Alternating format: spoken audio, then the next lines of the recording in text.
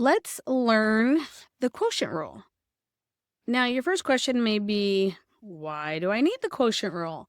Well, here are some examples of rational expressions. If we used the limit definition of the difference quotient, this would be quite tedious and lengthy. So the quotient rule will be used to make finding the derivative more efficient. So let's first start with what is the composition of a rational expression. So if we have a function h of x equals f of x over g of x. If we have a function that looks like this, we're going to want to use the quotient rule. One other thing, g of x cannot equal 0. If we have this type of function, the derivative h prime of x is going to be the bottom function g of x times the derivative of the top function, f prime of x minus f of x, the top function, times g prime of x, the derivative of the bottom function, all over the bottom function g of x squared.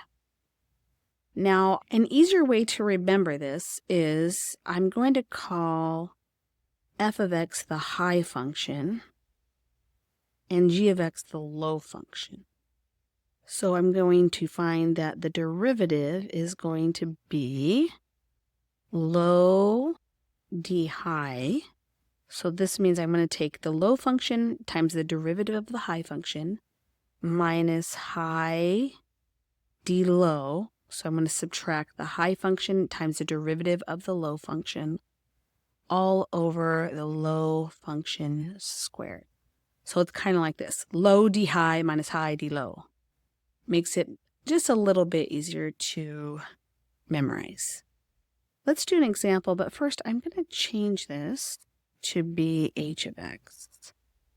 So that way we can call this top piece the f of x, or we can call it the high function, and this can be g of x, or we can call it the low function.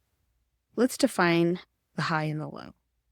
The high function will be x to the fifth minus x. So the derivative of that high function will be 5x to the fourth minus 1. The low function will be x cubed, and the derivative of the low function will be 3x squared. Or we can call this top one f of x.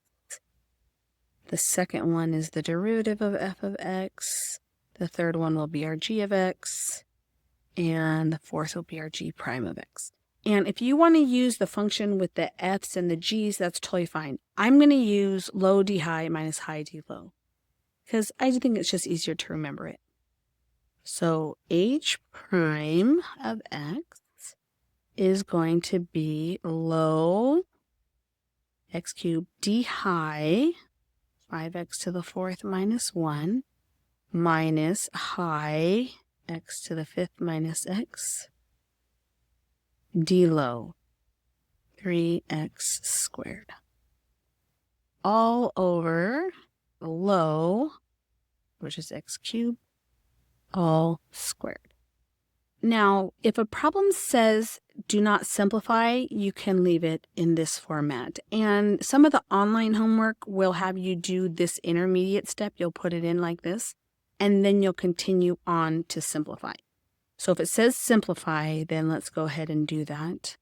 I'll start with distributing the x cubed, 5x to the seventh minus x cubed. Then we need to distribute the negative to each of these and also multiply each one by 3x squared. I'm going to combine those two steps into one.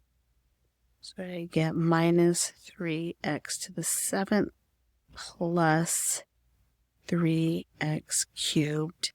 Then the denominator would be x to the sixth. Then we can simplify that even further to be 2x to the 7th by combining terms plus 2x cubed all over x to the 6th. And we can keep going, but I think I'll stop right there.